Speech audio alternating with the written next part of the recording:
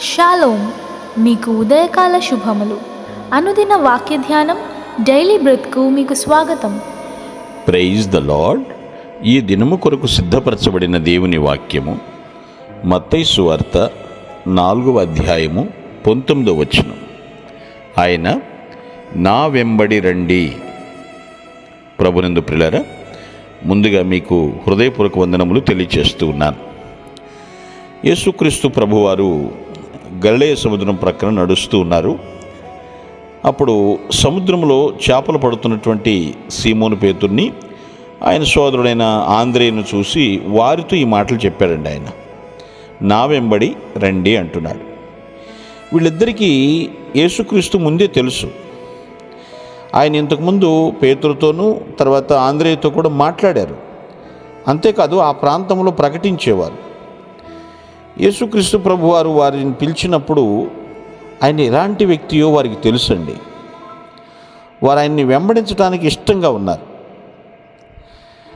యేసుక్రీస్తు ప్రభు పేతురుతోనూ ఆంద్రేయుతోనూ వారి చేపలు పట్టే వ్యాపారాన్ని విడిచిపెట్టమని చెప్తున్నాడు.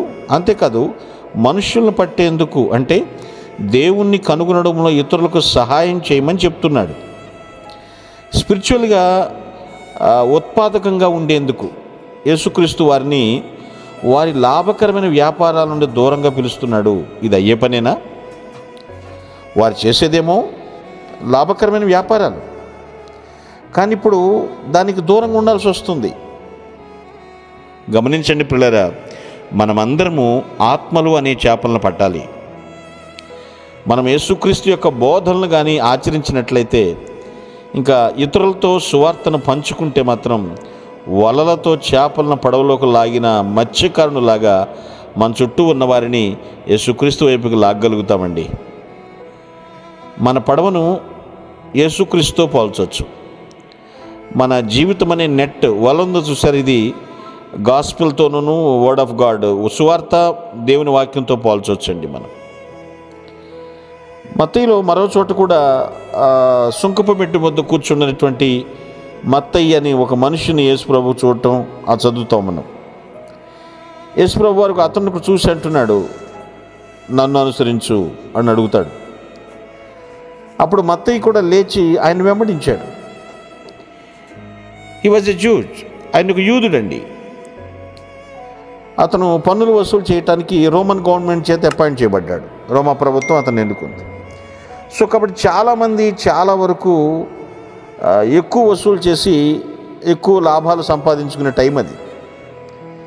ఈ పన్నులు వసూలు చేసేవాళ్ళని యూదులు బాగా ద్వేషించేవాళ్ళు. ఎందుకంటే ఈ పన్నులు వసూలు చేసేవాళ్ళు ఎక్కువ మోసం చేస్తారు, పైగా రోమన్స్కి మద్దతు ఇస్తున్నారు అని యూదులకి బాగా కోపం, ద్వేషం.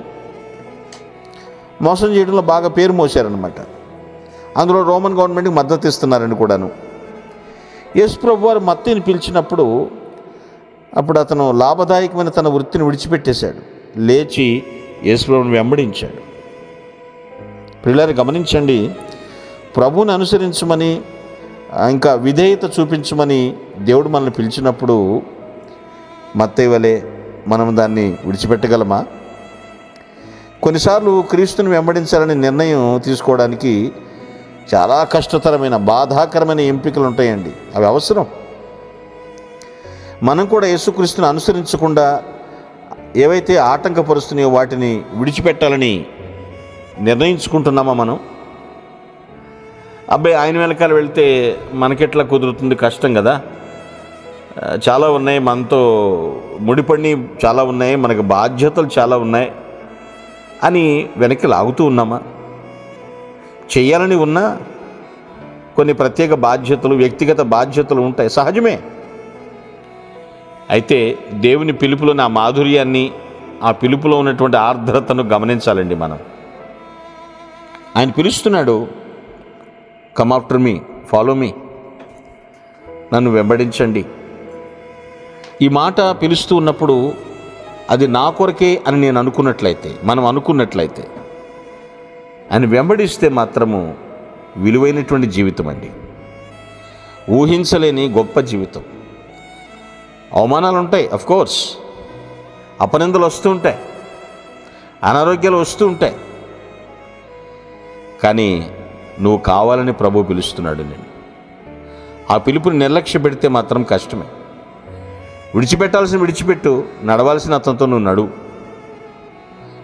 విడవాల్సిన విడు, నడవాల్సిన వానితో నడిస్తే నకముఖాలా కూడా నీకు కీర్తి వ్యాపింపచేస్తాడు. ఆ పరలోకంలో నీకుండేటువంటి కిరీటాలు నేను లెక్కబెట్టలేను, కానీ అటువంటి గొప్ప ఆధిక్యత నువ్వు మీ కొరకు పొందుకుందువుగాక. ప్రార్థించుటకు మేమెల్లప్పుడూ సిద్ధం. Praise the lord. ప్రభు నామమున మీ అందరికీ వందనములు. ఈ మా సందేశముల ద్వారా మీరు ఆశీర్వదింపబడినట్లయితే మీ తోటి వారికి షేర్ చేసి దేవుని రాజ్య సువార్తలో మీరు కూడా పాలుభాగస్తులు కావాలని ఆశిస్తున్నాం. మొదటిసారిగా ఈ ఛానల్ను చూస్తున్నట్లయితే మా ఛానల్ను సబ్స్క్రైబ్ చేయండి. వీడియోలు నోటిఫికేషన్ రూపంలో పొందుటకు బెల్ బటన్ని ప్రెస్ చేయండి. God bless you.